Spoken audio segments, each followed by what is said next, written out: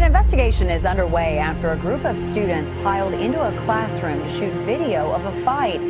The incident turned out only to be a scare. Thankfully, no shots were fired. No one was hurt.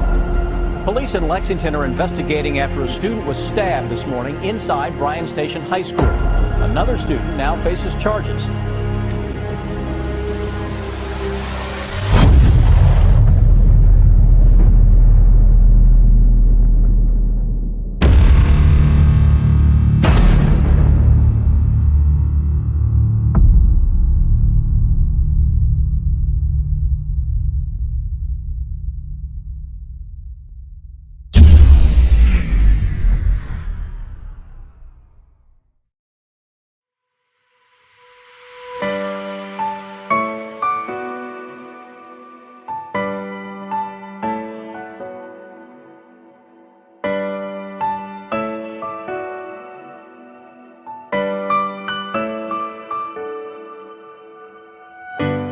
Well, when I was a student, it's back in 1966, and our reputation was the big green machine.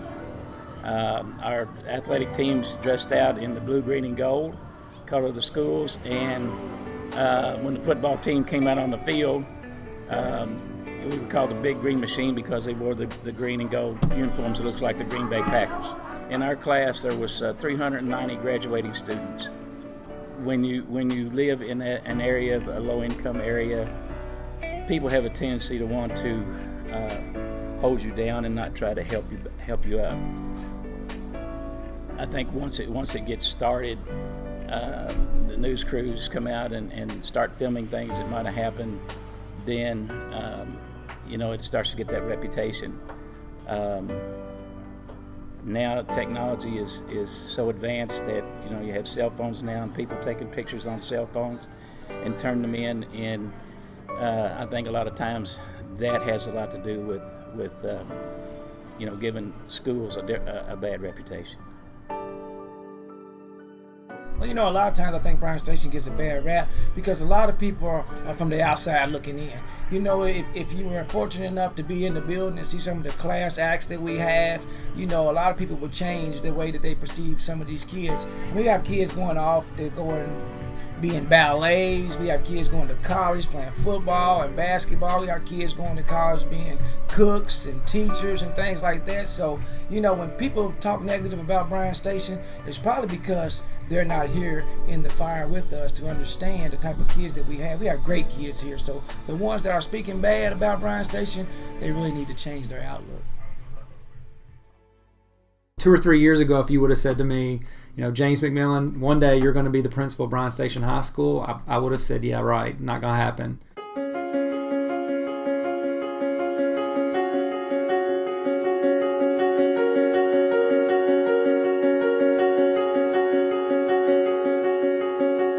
Since walking through these doors and getting to meet the staff, the students, the parents, having conversations, seeing that we truly are, I've referred to us before as the diamond in the rough. Everything that we have to offer here for kids is unbelievable, and we truly have one of the best high schools in the state.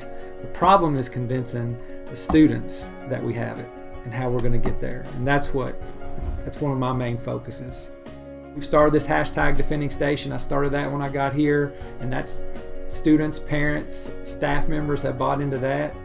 But ultimately, when it comes to the culture piece, what students have to realize, what parents need to realize, what community members need to realize is that this school can truly be whatever students, staff, and community members want it to be. But notice what I said first. I said students. If it takes a village, this school can be whatever the students want it to be. Because I can't do it by myself. You guys can't do it by yourself. The 140 staff members can't do it by themselves. There's 1,800 kids. There's 145 staff members. If they want to see Bryan Station rise to one of the top high schools in the country, it's up to kids. It's up to students to buy into that, to hold each other accountable, hold their teachers accountable, hold their parents accountable to what Bryan Station needs to do. That's when we can really start making some positive change. When you're here, you truly understand what it means to be a defender. Like, we are defending years and years. There's a wall hanging up there of alumni who came before us, who've done some pretty amazing things. And what we're doing now is not only are we defending our image and our values and morals and what kind, that we are a great school, we're also defending it for the next generation of kids, those 8th graders, 7th graders, 6th graders that are coming up here. We are the ones who are responsible for defending that and really making Bryan Station into the top school, one of the top schools in the state. But it's up to us. So we got to be all in.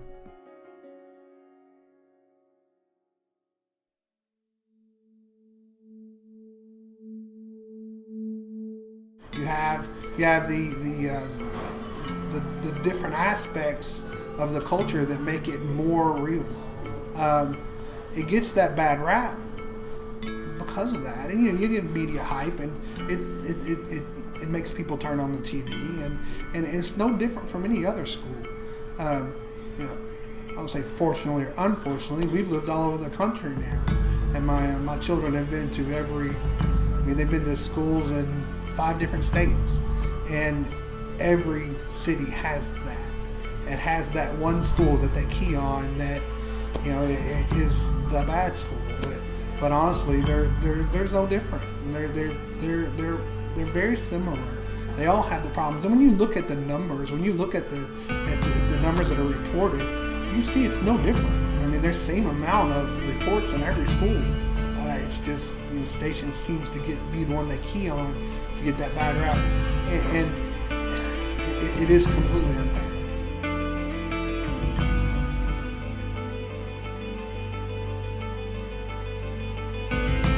Things that happen here happen at every high school. But I think that it gets blown out of proportion because there's already the spotlight on us that, it's just anything negative that happens, it gets blown up. There's a food fight here. It's on the news. It's all over the place. There's a food fight at Lafayette.